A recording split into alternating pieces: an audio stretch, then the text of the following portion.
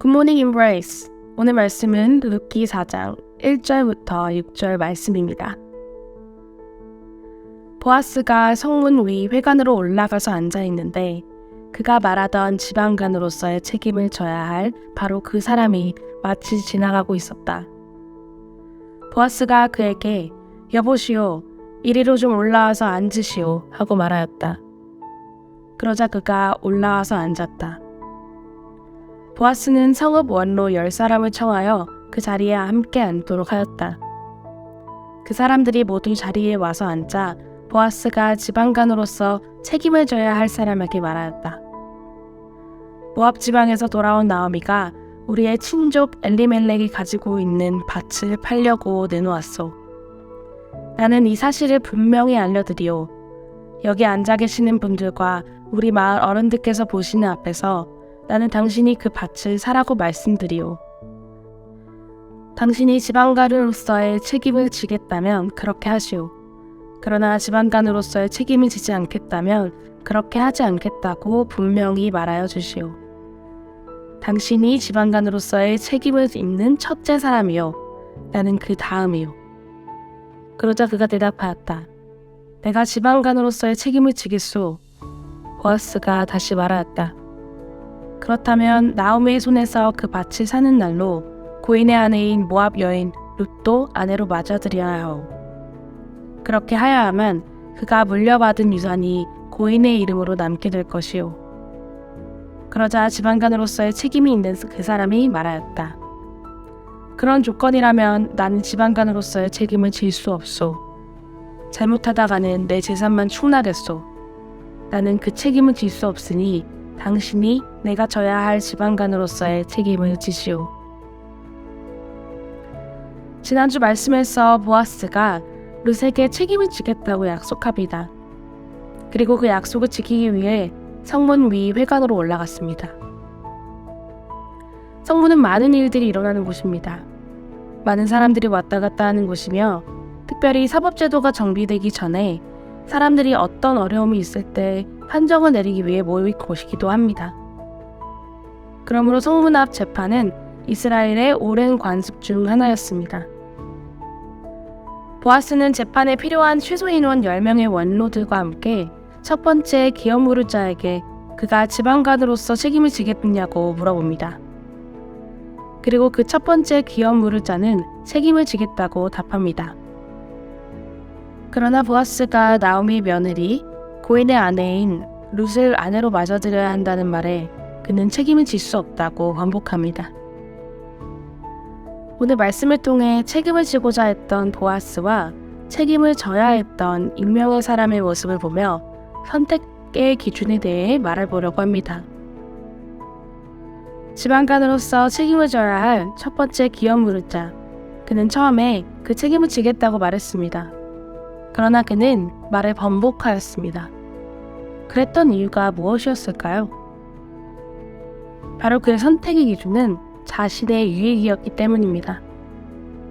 처음 그는 엘리멜렉이 가지고 있는 밭이 자신에게 유익을 줄 것이라고 생각했고 책임을 지겠다고 말했지만 모함 여자 그리고 미방인 룻은 그에게 유익이 되지 않았기 때문입니다. 심리학적 용어에 선택적 지각이라는 개념이 있습니다. 선택적 지각은 정보를 객관적으로 전체적으로 받아들이지 않고 경험에 가까운 것, 자신에게 유일한 것만 선택적으로 받아들이는 것입니다. 즉, 자신이 듣고 싶은 것만 듣고 보고 싶은 것만 보는 것을 말합니다. 우리는 우리가 듣고 싶은 것만 듣고 보고 싶은 것만 보며 자신이 경험했던 것, 그리고 자신에게 이득이 되는 선택을 하는 욕망을 가지고 있습니다.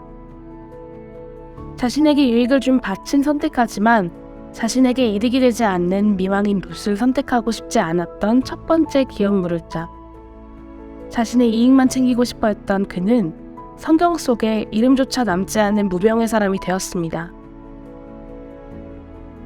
우리는 어떠한 선택을 하고 계신가요? 나의 유익과 만족을 위한 선택이신가요? 아니면 하나님을 사랑하고 이웃을 사랑하라는 말씀의 기준의 선택이신가요? 첫 번째 기업 물을 자와 다른 보아스의 선택은 어땠을까요?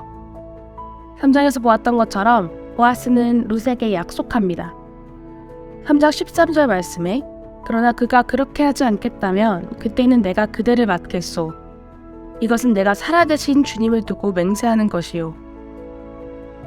그는 살아계신 하나님을 두고 룻을 선택한다고 맹세합니다. 그리고 그는 바로 책임을 지기 위해 움직입니다. 성문으로 가서 그 첫 번째 기업 무르자를 찾았고 10명의 원로들을 모아 증인 삼았고 그리고 룻을 책임지기 위해 최선을 다합니다. 그의 선택은 자신의 유익을 위한 것이 아니었습니다.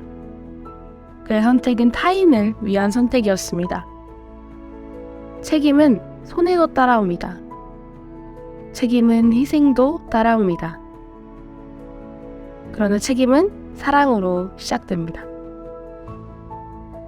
보아스는 사랑으로 룻을 선택하고 룻을 위해 최선을 다했습니다.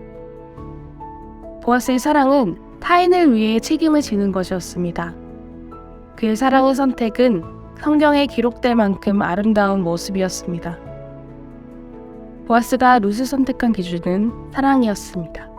그리고 하나님께서 우리를 선택하신 것도 사랑이었습니다. 이 세상을 사랑하셔서 이 땅에 오셔 우리를 대신해 책임을 지신 하나님의 사랑을 기억합시다. 그의 책임은 완벽한 신이지만 낮은 모습으로 이 땅에 오셨습니다. 그리고 그의 책임은 죄인인 우리를 위한 희생의 모습을 보이셨습니다. 보아스와 이름 없는 첫 번째 기업 무르자를 통해 우리는 우리의 선택의 기준을 돌아보기 원합니다. 나의 만족과 유익을 위한 선택이 아닌 하나님 나라와 영광을 위한 선택을 하기를 소망합니다.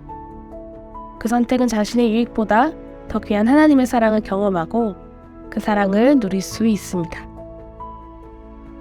적용 질문입니다. 여러분의 삶의 선택의 기준은 무엇인가요?